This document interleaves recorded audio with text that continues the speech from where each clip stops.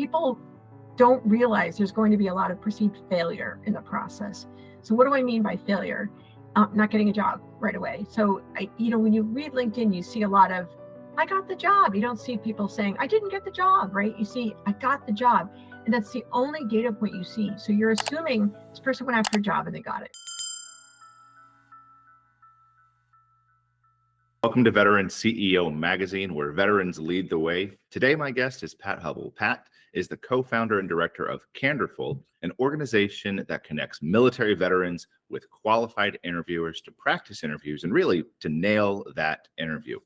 Pat has over 17 years of experience coaching soldiers, veterans, young professionals, and career transitions at Cornell, PRTM, and Keystone Strategy. Pat, thank you so much for joining us today. Thank you so much for having me, Jay. This is such a great opportunity. I appreciate it. Absolutely. So, Pat, when the way VCEO does these interviews is every single first question is the same theme. It's to describe that military transition to civilian life in 6 words or less. And you work very closely with a lot of military veterans who do this. So I have a similar question for you. In your experience working with these veterans, what sticks out to you the most? I appreciate the question. I think it's great. I'm going to do something that I think is kosher to do when people are preparing and meeting with people for interviewing, for example. So I'm going to look down at my notes. So I thought about this ahead of time, and I appreciate this because I have such a great opportunity to work with a wide variety of people, transitioning military, veterans, military spouses, Guard, Reserve, and coming up with 6 words for all of them is tough, but I think I've got it for you. So let's start with impressive. Impressive. Asset. Career ready, not job interview ready, and grateful. Let's start by talking about Canodorful. What led to the desire to make this organization? That is really a fun question. I'm really glad to be asked that question. So part of it's my own personal soul searching. Part of it's a new awareness at the time of a need. But I had myself, I'm not a veteran, I'm not a military spouse. My dad was a fighter pilot in World War II. We were raised on really cool stories of a young man learning to fly a Stearman and P-47, AT-6. So we were raised very respectful of the veteran and the military impact, the positive military impact.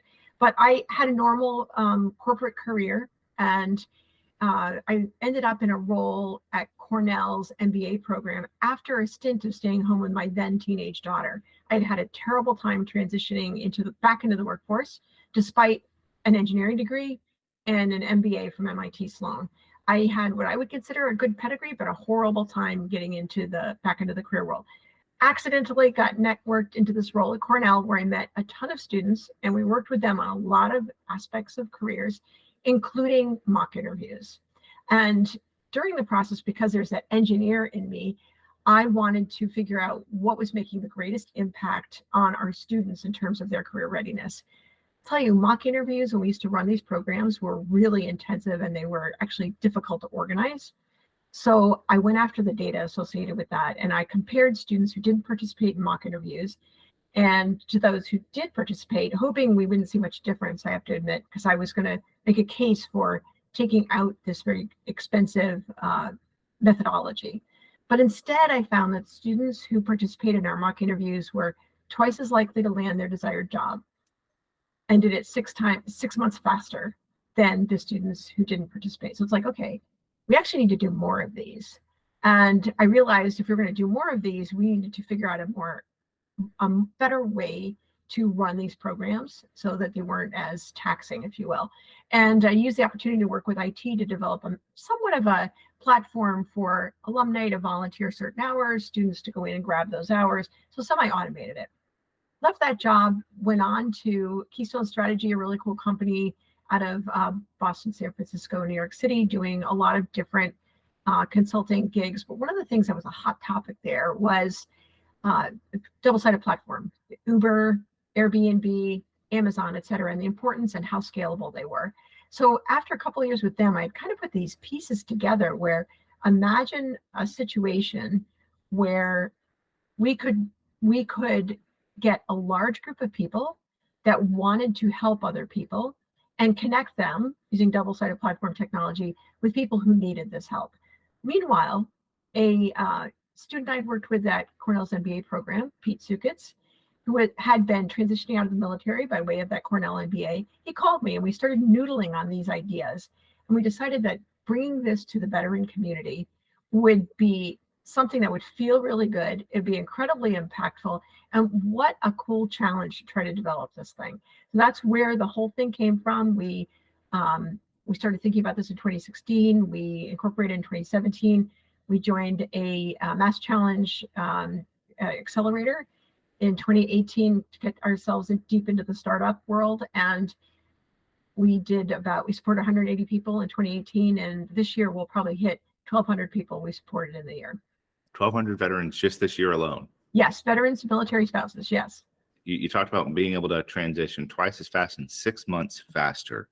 I think that really emphasizes the point on just like how much time people need to prepare ahead of time. This is a really excellent point, Jay. So first of all, just to be clear, that is actually based on an MBA student's career path, and it isn't entirely transferable, but the point is still valid, right? So it is unlikely that this is where I feel like such a bubble burster, Jay. So this is kind of like the bad news.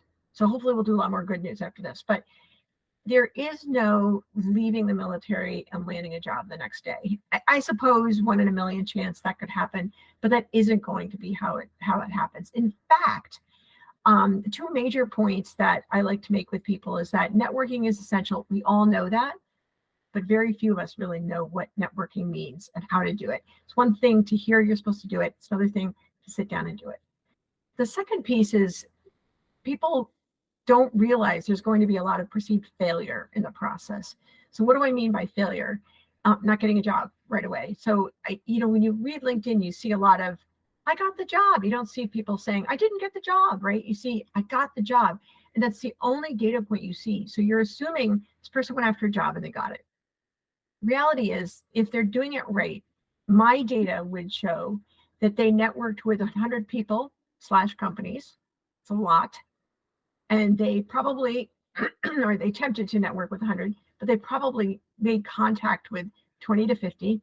They probably had 3 interviews and got 1 offer. So that's a huge funnel, right?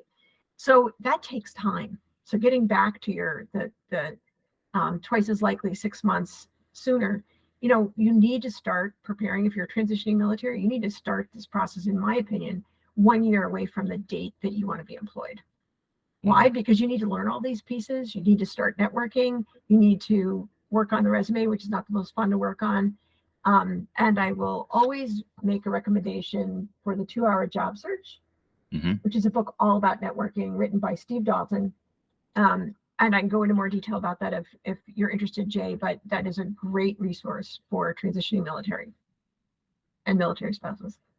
Having to prepare way ahead of time, that's just one of those challenges. And you mentioned just that feeling of sometimes feeling like not successful right away. I'll talk about my personal experience here. When I like to say I had 2 transitions out of the military. My first one, where I was networked real closely with the people nearby where I was working, was able to quickly land a contracting job at the same place I was already working. And that was great. I mean, I got out of the military on a Friday, and then on a Monday, I came in civilian clothes for the contractor doing almost the exact same job. It seemed so easy. And then I moved to Texas because I had a life opportunity to go down there, continue some education, move closer to family. And that's what I would say was my real kick in reality for what my transition was. No network, trying to plan ahead of time, saving up a lot of money before that, just trying to make sure that I was ready for a period where maybe I'm not, where I wasn't going to be working. And then realizing, man, I'm glad I saved up what I did, but I probably should have saved even more for it. So those are challenges I experienced that I can relate to very closely. Well, are there other challenges that you hear from veterans that appear most often? That's another really good question. You're kind of getting right to the heart of the matter. So I would say, and this is a little bit repetitive, I apologize for that. I think a lot of veterans are unprepared for the process that they need to go to, so what networking is, and the amount of time that takes, hours per day, time that takes, and therefore how that translates to the number of days, months, etc., that it's going to take to get to the other side of it. I think they're also unprepared for how distressing that can be, because as I said, it feels like failure. It's not, it's part of the process, because you're trying to be the number one pick in a large crowd of good people. And, stats would just say you're not going to be the number one pick every time. So I think there's a lot of lack of preparation. Also, I think here's a new thought for you. I think the process can be very isolating because you're having rejections. You don't know who to talk about, or perhaps your way is to not talk about it. And you don't recognize that this is actually fairly normal. And I encourage people to find accountability partners, like other people going through the same things. So you can kind of be like, oh crap, I just had the worst networking call. I definitely didn't do it right. And have someone kind of be there to build you up, and likewise to that person. And I encourage veterans to also, or transitioning military, to look at the resources that are out there for support. So Veterati is another great one. 4Block, Hiring Our Heroes, the Commit Foundation. There's a lot of people that they're not going to give you the final solution, but they're going to provide support. And I've seen a lot of veterans use multiples, not just one, but multiples. And then military spouses, similarly, there's more and more programs supporting military spouses. Terrible 26% unemployment rate, but there are a lot of opportunities out there. And advocating for yourselves, not yourself as part of a military family, but for yourself, learning to do that, getting permission to do that, is a new concept. So, find the programs, ask a lot of questions, come through Canodorful. You mentioned it about, it's not just veterans, it's the military, it's the veteran spouses as well. Are there unique challenges that the spouses face at the veterans, but between the veterans and the spouses? They are unique. They are different, and they overlap to some degree, but they are different. Veterans typically need to be given permission to talk about themselves. They don't like it. They're uncomfortable with it. It's not part of the military culture. It is essential in an interview to do that. That would probably be the same for military spouses as well. Veterans need to translate their language so that it's understandable to people who are not in the military. And veterans need to be given permission to talk about their military experiences in common language. Military spouses is a little bit different. Quite often, they're very worried about gap years or gaps in their resume, very, very common. And there's such a fear that it's going to be held against them that they either don't explain it or they get stuck in the explanation. They make it bigger than it is. And learning to explain it, I shouldn't even say explain it, to acknowledge it, to then explain it, and then move along is probably one of the biggest assets that we can provide our military spouses. And then also encouraging them to do some soul searching about what do you bring to the table? What are your skills, your superpowers?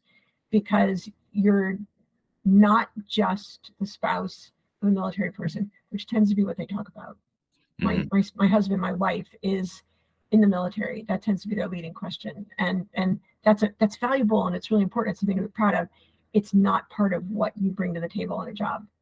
With Canodorful, I know that you guys have a specific method that you use to help teach people with this interview process. Can you describe a little bit about that method and really what led to its development? Absolutely. So Canodorful is hyper-focused on the job interview piece of the job search. There are a lot of pieces in the job search. We focus on one. So we absolutely encourage everyone to come through Canodorful, but also, again, I encourage them to also join more holistic programs like 4Block, Hiring Your Heroes, and Commit Foundation, and there's many more. But when it comes to actually doing interviews, you want to be very, very familiar with being in the hot seat, with dealing with the fight or flight feeling, because you can't fight and you can't flight. You have to sit there and be prepared and calm down. And we simulate that experience for you. So the process is first to do an intake. And if people want to come do that with Canodorful, they can go to our website, Canodorful, CANDORFUL.org. And they can choose the Get Started tab at the top and choose Military Connected Community. And then it'll be pretty obvious what to do from there. But then they'll choose an interview coach or a time and date, and they will do a 30-minute intake with us. And during that intake, we will run through what to expect out of the Canodorful program, and we will start giving tidbits of information about how to be a good interviewee. After that meeting, or during that meeting, they will actually receive the next steps, which is to sign up for, we encourage at least 3 practice interviews. And so we want each of our candidates to meet with 3 different coaches. And in those sessions, they'll do a 30-minute interview, and it will be, to the best of our coach's ability, a realistic interview, realistic questions. You won't know them ahead of time, because in an interview, you won't know them ahead of time. And then at the end of the 30 minutes, the coach will stop, and they will spend 15 minutes discussing how it went and answering questions, and perhaps even making you re-answer a question once you've gotten feedback. So that's about 45 minutes of time. It's scheduled for an hour, but 45 minutes of time you'll spend with a coach. Technically, at the 45-minute point, the coach will log off the video conferencing call with you and spend the remaining 15 minutes writing up the feedback. So you get it both verbally and in writing. One of the problems with our wonderful 140 volunteer interview coaches is they're very passionate. They're from amazing companies. They're very passionate. They may use the full hour, but they're supposed to stop at 45 minutes. But that's the process. They're very dedicated. They come from companies like PwC, Amazon, Oracle, Dell. I know I'm missing other important ones, but great organizations. They are professionals. All of them do interviewing as part of their real day job. So they're bringing the current questions that are out there in the universe, and they're bringing the feedback that they learn not only from their experience interviewing, but participating in hiring meetings where they hear other people's point of view. Those practice interviews are so important. When I was finishing up at TCU, one of the things that I really made sure I took advantage of is they had career counselors that offered that exact same thing. So as I was nearing graduation and I knew it's time to jump back into the workforce, I was looking at jobs and contacting them all the time. Hey, what do you think of this? How can I build my resume for it? But let's practice these interviews to really nail it, because I had interviews that I had done where I just absolutely out of the gate fell on my face. First question. And after that, it was so hard to recover. You're shook up at that point. You're shook up. I guess a question from there is, are there particular questions that are more important than others? I think every question's important, and your reaction to them is important as well.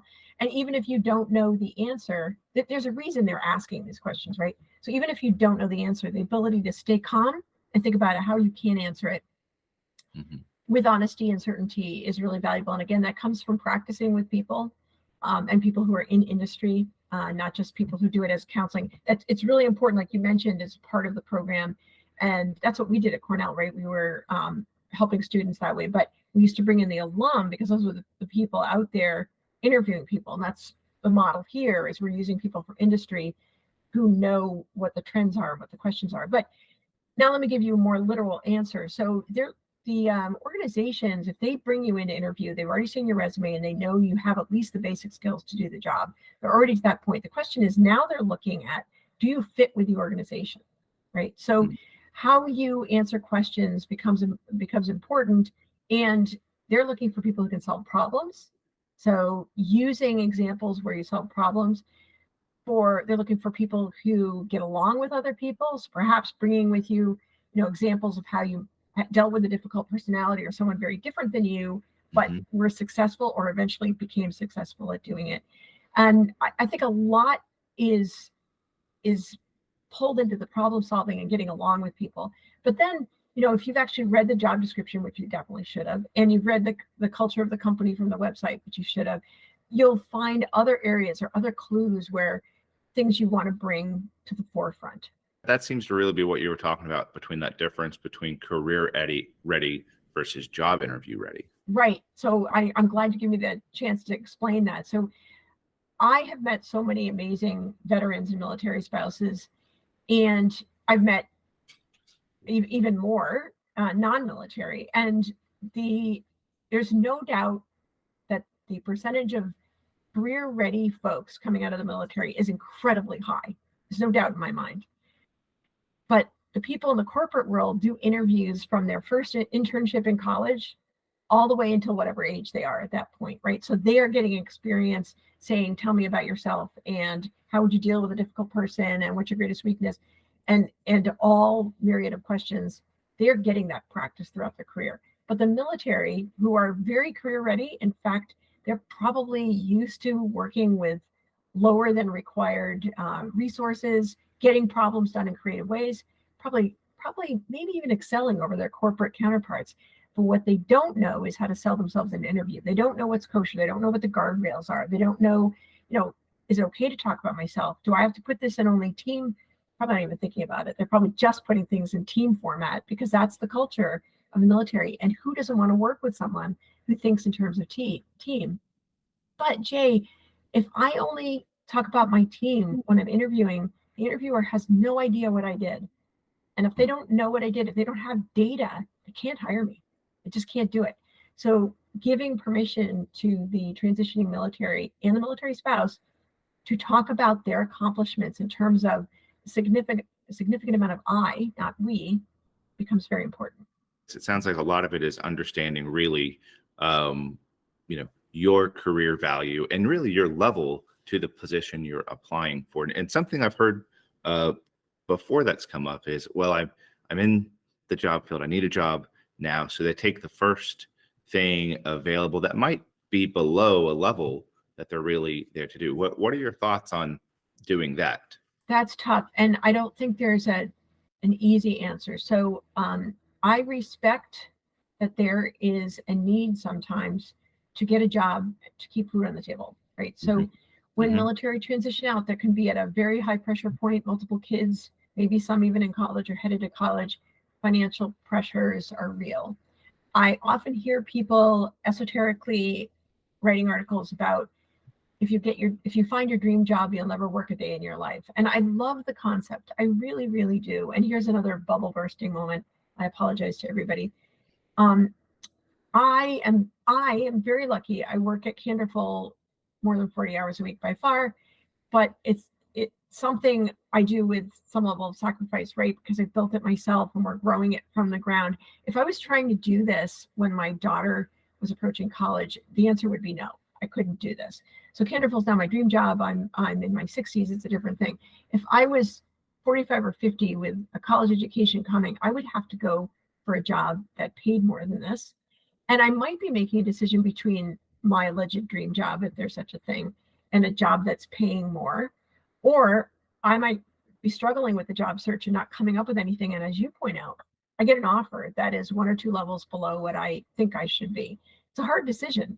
So this is why I'm giving a very indirect answer. This is why it's important to be networking with multiple companies. My 2-hour job search reference, Steve Dalton, will tell you to be working on 40 companies at a time, kind of in parallel to some degree. Because if you get that one offer, you need to know that, oh my gosh, this isn't quite right, but I've got 2 more interviews coming up, so I'm going to try to hold them off. And you may end up having to choose that low ball offer, and I hope you don't. Don't forget to negotiate on salary. Don't forget to talk to them about, if you take this job, what is the career path? How quickly will you be reviewed for opportunity for promotion? And I respect that you might have to do that. Always be networking so that if you are in a position where you do this, you are continuing to network. So after you give that company a reasonable amount of time, say a minimum of a year, perhaps aiming towards 2, you've networked yourself into something that is at the right level, and you recover from that. I know some people just hate networking. I myself am one of those people because it can be exhausting both mentally and emotionally to constantly doing it. But it is one of those things where it can come back around over and over again throughout your life. Maybe even today, the people you're interacting with today, years down the line, maybe. Absolutely. In fact, don't forget it's a 2-way street, right? So you may be networking thinking, oh my God, I feel guilty because I really want to know this person has a job. Remember, that person may come back to you someday. So it's a 2-way street. It's an opportunity to get to know people, learn about their career, their company, and build your knowledge, which who doesn't like to talk to somebody about what they've learned if somebody calls me and wants to network, I have a networking call this afternoon, to tell you the truth. Somebody wants to know more about one of my past experiences. I'd love to tell them about it. I think it's an exciting thing to do. It makes me feel important. It makes me feel good. So usually it's not as big an ask as you may feel it is. Not everybody will respond. Not everybody will be informational. And again, the book actually goes through this, and the author handles it beautifully. I think the difficulty with networking is not everybody knows what it is. Some people think I'm just going to make connections on LinkedIn. That's networking, and there's so much more to it. That's like the first baby step. So really learning what it is, talking to people, learning that process, reading the book, and following the process of coffee chats and connections, and it'll happen. It will happen. I got one more question about just the knowing how to prepare for particular questions. And this is a method that I had learned when I was preparing. It was called the PEN method. Have you heard of this method before? I am not familiar with the PEN method. Tell me about it, Jay. So the PEN method is about the first question that you're coming up to is having a strategy on how to answer it. And what PEN stands for is passion, experience, and what's next. So that first question that almost always comes up is tell me about yourself.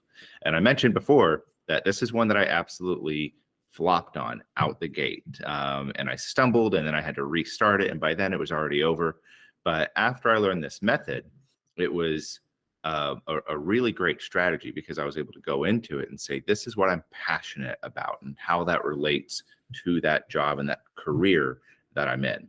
Here's my experience behind it, however many years or minutes I have with it. And then what I'm looking to do with that passion and experience is what's next, what's here at the career that I'm looking to do. Those three things in a first question takes about 30 seconds. I have found it to be a pretty successful method.